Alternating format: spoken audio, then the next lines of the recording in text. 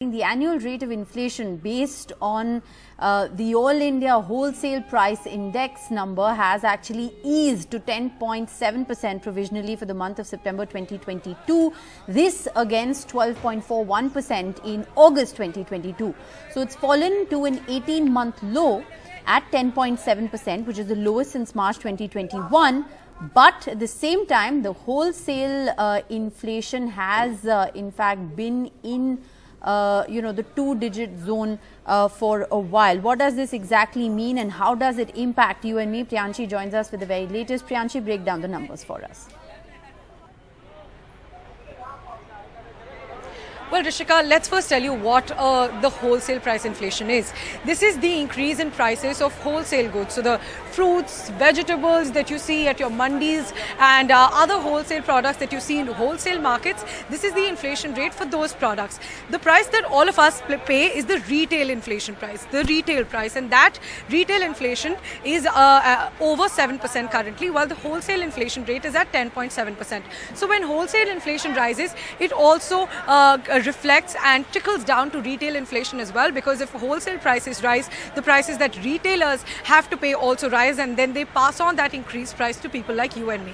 But now wholesale inflation has come down. It's at an 18-month low at 10.7%. It has come down from the 12.4% figure in the month of August.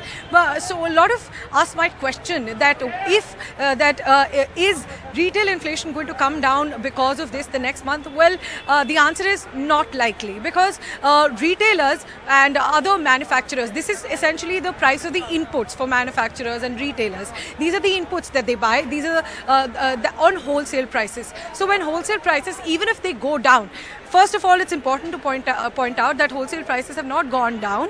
Only the increase, the rate of increase in wholesale prices has gone down. If you compare it with, if you compare the prices with September last year, this inflation rate essentially tells us that the price of wholesale goods compared to September last year to September this year has gone up by 10.7%.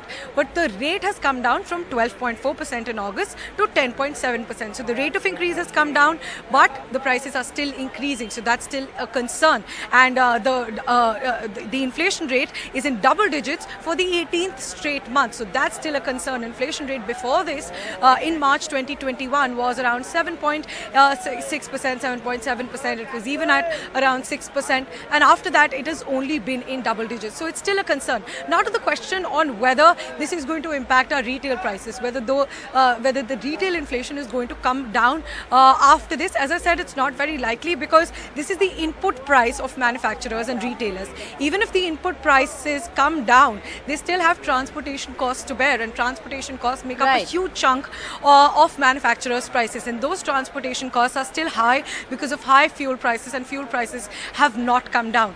So those transportation costs still continue to remain high, and manufacturers are likely to not pass on this benefit to the consumers, because they've been incurring losses for the past few months because of very high wholesale price inflation. Because remember, wholesale price is still more than retail price inflation. They've been double of retail price inflation for the last few months. It's still 3% more than retail price inflation at 7%, while wholesale inflation is at 10.4%. So CPI likely to not be affected, likely to not be majorly affected because of this decrease.